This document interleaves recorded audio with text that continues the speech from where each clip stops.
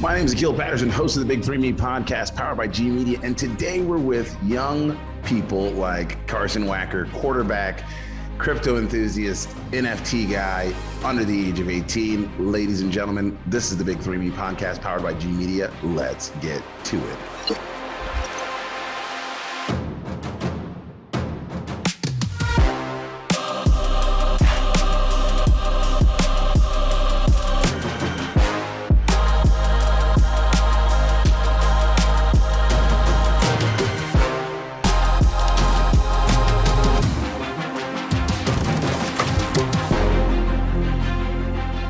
Welcome back to the Big 3 Me podcast powered by G Media. And like I said, we're here today with a rising senior over at a high school here in Portland, Oregon. But more importantly, he's one of my quarterbacks. So I love bringing in young people that know how to not only get excited about digital assets, NFTs, cryptocurrencies, but are also athletes. So welcome to the podcast, Carson. How you doing, my friend? I'm doing good. Thank you very much for having me, Akil. Wonderful. So Carson, let's start off. Just give us a little bit of background, like, what got you into NFTs and cryptocurrencies and what really makes you want to stay around? When I first met you, I saw you were just go over there, like just on the football field, and you're talking to us and all the coaches about like NFTs and crypto. And when I just walked over and you were talking about this, you need to get on this app called Vivi. I was like, yo, what's Vivi? So then I looked into it, and then you helped me and guided me. So then I got into Vivi and started going into crypto, and I just explored it a lot. Well, that's what's up, man. And I didn't know that I was the segue for you to get in, but I'm always appreciative of the love. So Carson, just tell me a little bit about what it is that kind of made you want to stick around and be part of this adventure, this journey that we call digital assets or cryptocurrencies and NFTs. As like a lot of people believe, everyone thinks it's part of the future and that like everything's going to go digital, which I believe as well. So which is why I'm really staying in all of this, and I'm like holding strong even with everything being down right now, right? I just think that like long term, this is the way to go. So Carson, you're a quarterback, you're a leader. So that means if you're going to lead, you have to set an example. So tell me, what is your example of your best NFT right now? Ooh, I got some really good ones. On Vivi, I have some really like the first ever Marvel comic, which is a really good one. But I think I also have a Darth Vader NFT, which is a really good one too. I think my best one though is the Golden Moments Iron Man. I couldn't believe when I got the drop on that one. I was texting you, and I was freaking out. It was so sweet because I really wanted it really bad, and I got it, and it's amazing. Yeah, I still don't have any. I never got any golden moments off the drops. I never got a golden moment off the drop. You got a Vader off the drop. I had to buy mine off of secondary. I never got Thor off so you are already beating me in everything possible. So congratulations, Carson, on that. Now, Carson, you're a high school rising senior playing quarterback. You're looking at digital assets and NFTs for your future. What else are you trying to look at for your future? I know that do you have dreams or aspirations of, playing in college? That's what my plan is. I really want to continue and play football and at the next level. And that's always something I've really wanted to do ever since I was little. That's really the only thing I've had my mind on, like growing up. It's always been, I just want to play sports. That's really been it. Now, where would you want to go? If you had a dream goal, right? Your dream goal was to play on so mine growing up, I had a stupid dream. I wanted to be the governor of the state of Maryland. Like that was always my goal. I was like, I just want to be the governor. And then I thought if I played football at Maryland, that was going to get me to being the governor. It didn't happen that way, but just tell me, what's your goal? Like, is it just to be on a team, or is it to like play at the highest level, or is it to go to Ivy League school? Oh, I've always just really wanted to play sports, and that's always what I've really cared about. So obviously I have aspirations to play at the highest level I can, right? Mm-hmm. And that's what, I really hope my plan is. And that's what I'm planning on doing. But like, you know, yeah, I mean, I think sports has always been a big part of my life, and without it, I don't know where I would be. Yeah. Well, you know, everyone has an opportunity to play on another level. Like, you know, there's Division II schools, Division III, NAIA. Like, so if you were to pick 5 schools right now, 5 schools off the top of your head, what would those 5 schools be? Oh, this is not in order, by the way, but let's see. I mean, I definitely have to throw Brown in there because I went on a visit there. I got invited there. Oregon. I mean, my family's been a big Oregon fan. I'd say Linfield actually as well. I got some family down in Linfield right now, and I really like Eastern Washington a lot. And then definitely Oregon State. My mom actually went to Oregon State, and you know, she played sports there. So so you want to go be a legacy? Yes, that's what they call anytime like a mother and a son, or a father and a daughter, or father and son. It's a legacy, and so that's, you could go be a legacy. I mean, but it's always difficult, right, to be a young person trying to figure out. I mean, over the last 2 years, you guys have had 2 high school seasons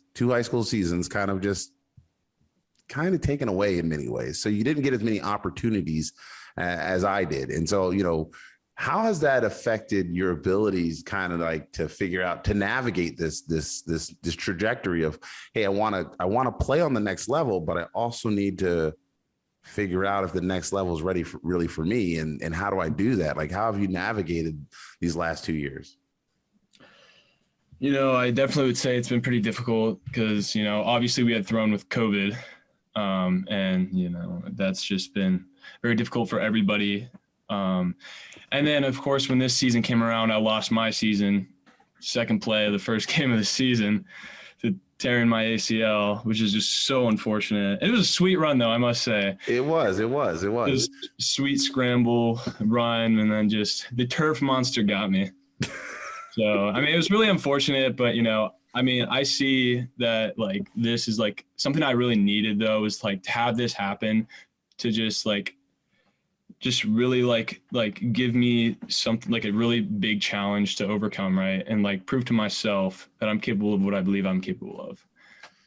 So if you're capable of being a national caliber quarterback, what kind of things do you have to do to prepare yourself? I mean, is it eating right? Is it lifting?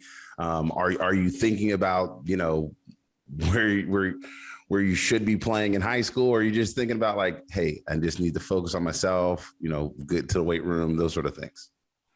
I mean, I definitely think that like it's a big part is like obviously your body, like maintaining it, and obviously lifting, of course, and working out like every single day. Obviously, take rest days because that is probably like so important. And then eating right, of course. I mean, I eat a crap ton of food, which is really good. And I eat a lot of protein shakes. But I mean, I definitely would say, yeah, protein shakes are really, that's a lot of protein shakes. A lot of protein shakes, and just I think food eating in general is a really big thing.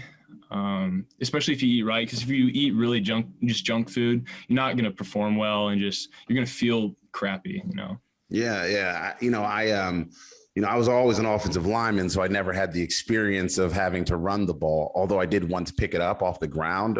I have a college record of 7 rushing yards. That's right, 7 rushing yards.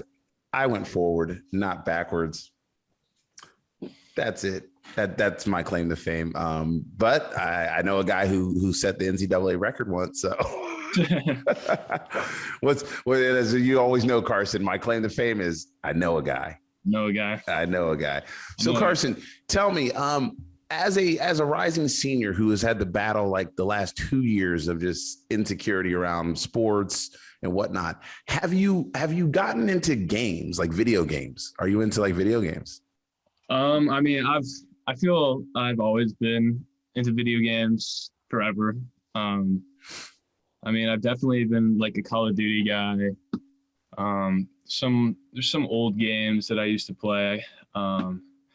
I play a lot of weird games too sometimes. Oh no, tell us about them. See, so that's the great thing about these podcasts, Carson, is that like here we don't judge, and for the audience at home, they don't judge either because most of them are degenerates as well. They're I'm looking at you. You're all degenerates. You know this. They're degenerates. They will literally play games that they are obsessed with, and they will spend money on them. And like I'm talking about like e-gaming is like it's an industry now. It's not just like, oh, you know, like these guys are making hundreds of thousands of dollars a year, 6-figure salaries, going ballistic, throwing their computers through televisions, and I love it. I'm sorry, I shouldn't say that, but I do. Yeah, I mean, a lot of the games I play with my 2 siblings, because we've always been like played video games together. So it's like one of those things. It's like all of us just get attached to like this one game, and then we just spend hours and hours on it. Like there's this one game, and it's a really freaking weird game. It's called Viva Pinata. It's like this weird pinata game. It's so weird, but it's like you're like a gardener, but it's like you raise pinatas. It's like it's so weird, but it's like for some reason this game, it is so addicting. It is one of those just weird games that you play. It's so weird, but it's like for some reason we just got so addicted to it. So what are some other games that young people like yourself are looking into these days? Like, you know, are you looking into metaverse games, Web3 games? Like what's going on? Like, I don't know. You guys are smarter than I am. Let's see. I mean, I'm not, I mean, I haven't really, I don't play any of the like play to earn games. Mm-hmm. That's what you're asking. Why not? I mean, I think right now it's too early, if that makes sense. Like, I think, because I mean, I haven't looked a lot into, because I know there's a big one, Illuvium, but I haven't really done a lot of research into that yet. So I'm not the most familiar, but I know there's some other ones, but it's like, it's pretty, like some of the games are pretty expensive to play. Like the play to earns, like some of them you have to actually like spend money to make money in the games. And it's like, I don't really have that kind of money, you know? So, and a lot of those games you requires a PC, and I don't have a PC. So, you know, well, you heard that GameStop is going to be coming out with its own marketplace soon. So GameStop will be offering games through Illuvium and Immutable X soon. So, okay. Yeah, just throwing it out there, big guy. Just throwing it out there for you. So, you know, when you're sitting at home next time, you're going to be like, right on. Yeah. Imagine you can make some money playing like Halo or something, or like, I don't even know. No, that's the whole purpose of these conversations is most people are looking to be involved in video games and gamification, and you can make money while playing them. Mm-hmm. The thing is right now it's really like through the crypto and NFT asset world. So the games aren't yet licensed. So they're like unlicensed games. So you won't have the Fortnites of the world coming online as of right now, but there are companies that are working with them. I told you, you know, my friend Jeremy Padwar, shout out Jeremy Padwar. He owns the license for Fortnite, and he does a lot of the toys for them. And so, you know, guys like that are having conversations every day. And I think that's what we always have to be mindful of is that, you know, your generation is coming up behind. Well, there's another generation behind me now because I'm that old, but I'm just going to pretend like it. Oh, wait a second. Yeah, there's another generation. What are you guys? What do they call your generation anyway? Well, we're behind millennials. I think we're is it Gen X or something? I'm not. I don't know what they call you guys, but so I'm technically a millennial. Oh, okay. Although I'm old as crap. I'm like the old end of the millennials. So like people that are graduating that are like 24 are in my generation. I'm like, no, you're not. But anyway. Because I think it goes to like 98 or something. Oh my goodness. That's like my nephew's age. Yeah. Oh man. Ugh. All right. I could be wrong, but I'm pretty sure. You're probably right because look, I don't know. Listen, like I said, you're smarter than I am. That's what it's supposed to be, though. The younger generation, always remember the next generation behind you should always be smarter than you. Because if they're not, then this world is in a sad state of affairs otherwise. So Carson, tell me, as a young person in the digital world, in NFTs and cryptocurrencies, what would you tell one of your friends right now, like one of your high school friends or one of your buddies that are thinking about getting into this? What should they do first and foremost if they're looking to be in this world of digital assets, cryptocurrencies, and NFTs? The first thing, I've told a lot of people this, but the first thing I tell people is to get into VV. I think that's the easiest way. Mm-hmm. I mean, that's what you introduced me with, and that's what got me into it. And I just think like definitely VV is the best place to start for just anybody in general, really. It just kind of introduces everything to you, like the whole NFT world. And then like, if you just look into it more, then you can learn more about the crypto and then so on and so on. Right on. All right. So that's the first thing you tell them, about get on the VV platform. What's the second thing you tell them? I tell them to buy an NFT. You buy an NFT? How many of your friends have you actually onboarded into the crypto NFT world? You know, some of them, I'm not sure if they're still in it, but just how to onboard them. Nobody needs to stick around. They just need to be onboarded. Let's see. I mean, it's definitely been at least like probably at least 10, probably. Right on. I'd assume it's at least 10. All right. So you got 10 friends. And if each one of those tells one person, that means you're responsible now for 20 people getting onboarded. See, I always like to look at the positive things in this world. And if you told 10 people and each one of them told one person, that means at least 20 people are directly connected to onboarding into NFTs. And as of right now, there's only about 3 to 5% of the population that's in this world. So you guys are early. You can remain early, but are you going to stick around? See, I am, but I know a lot of people aren't, just because, you know, a lot of them like really just, I don't know how to put this, but like they think it's too much of a risk. That makes sense. But everything has a risk to it, you know, like not doing anything at all has a risk in itself. Yeah, I think that one of the best things to look at is that you have an opportunity to advance in this market. And one of the things that we talk about on not only here on this podcast, but when we talk about things with G Media is we say, you don't just advance here, but when there's blood in the streets, there's green pastures somewhere else. So while everyone's running around screaming, oh my goodness, Bitcoin's going to zero, this is where real developers, real people that are building and creating structures for the future are working. They're working right now. And this is why, you know, I don't think I treat this no differently than you should sports, is that while everyone else is complaining about it's too hot, it's too cold, you know, my weight room sucks. You just put down your head, you go in there, you bench weight, you get better, you improve. And so when you know the season comes, you're sitting pretty. You're in a good position to win. And that's what I think crypto is like. It's like preseason.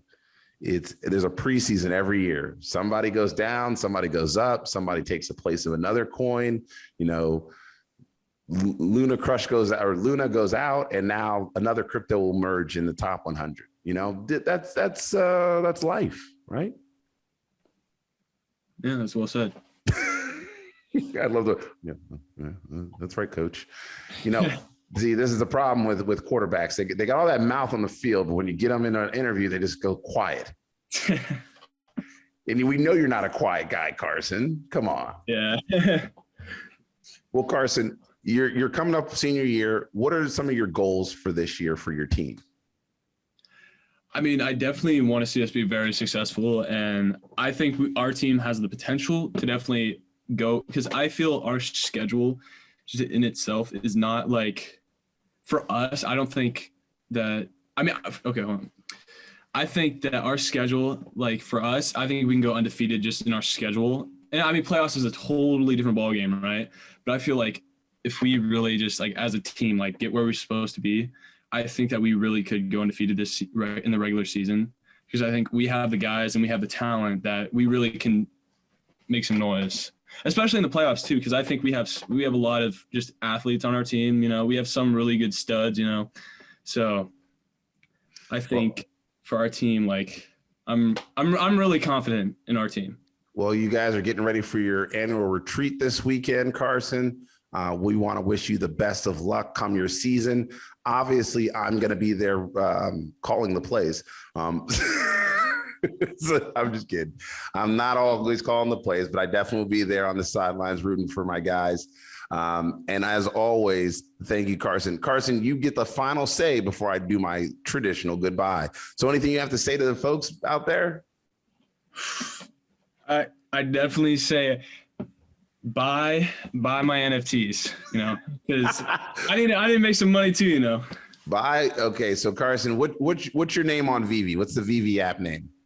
I think it's like Wacker 10. Here's the thing though. I don't have anything posted right now, but I want to sell some things just because I need to build some more capital. Mm-hmm. But, there's one comic that I've been trying to sell for so long. It's that one the Spider-Man 1 comic. Okay. That's like number like 50 or like 057 or like it's a really low mint. Oh, you got a low mint. It's like under 100 low mint. So like it's like a really, really good. Okay. So here's what we'll do. So Carson, when you are ready to post that, I need you to take a screenshot of that low mint. I will share it with my Twitter followers to see if we can get somebody to take a bite on it. And yeah, let's see what happens. Okay. Yeah, sounds good. All right. Well, everybody, thank you again for joining us for another episode of the Big 3 Me powered by G Media. My name is Akil Patterson. You have a great day and an even better tomorrow.